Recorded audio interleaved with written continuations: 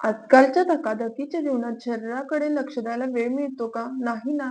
पण रोज फक्त एक लाडू खाऊन तुम्ही राहू शकता एकदम फिट अँड हेल्दी. हे लाडू म्हणजे केस आणि हाडांसाठी अमृत आहे.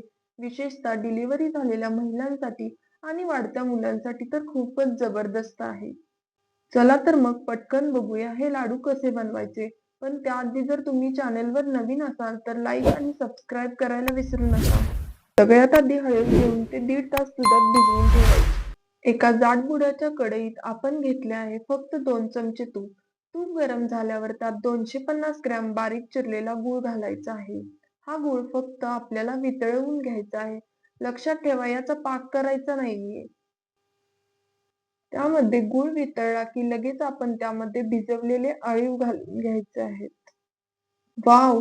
अळीव घातल्यावर हे मिश्रण लगेच घट्ट व्हायला लागतं. त्यामुळे आता गॅस आपल्याला मंद ठेवायचा आहे आणि हे मिश्रण व्यवस्थित परतून घ्यायचं आहे.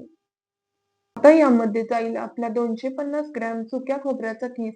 मी हा खीस आधी थोडा भाजून घेतला होता. यामुळे लाडवाची चव खूप छान होते आणि लाडू फार काळ टिकतात सुद्धा. आणि आता येतोय आपला ड्रायफ्रुट्सचा तडका. यामध्ये आपण घालूया बारीक चिरलेले काजू आणि बदाम. तुम्हाला आवडत असल्यास तुम्ही यात मनुका किंवा पिस्ताही घालू शकता. आता हे मिश्रण कोमट असतानाच लाडू वळून घ्यायचे आहेत. आणि हे पहा आपले पौष्टिक आणि एकदम चविष्ट अळीव लाडू तयार आहेत. एका बॉक्समध्ये भरून ठेवा किंवा डब्यात सुद्धा भरून ठेवू शकता आणि महिनाभर खा. तर मित्रांनो तुम्हाला ही रेसिपी कशी वाटली? कमेंट मध्ये करून नक्की सांगा. आणि हो, जर तुम्हाला ही रेसिपी खरंच आवडली असेल तर व्हिडिओला एक मोठा लाईक द्यायला विसरू नका.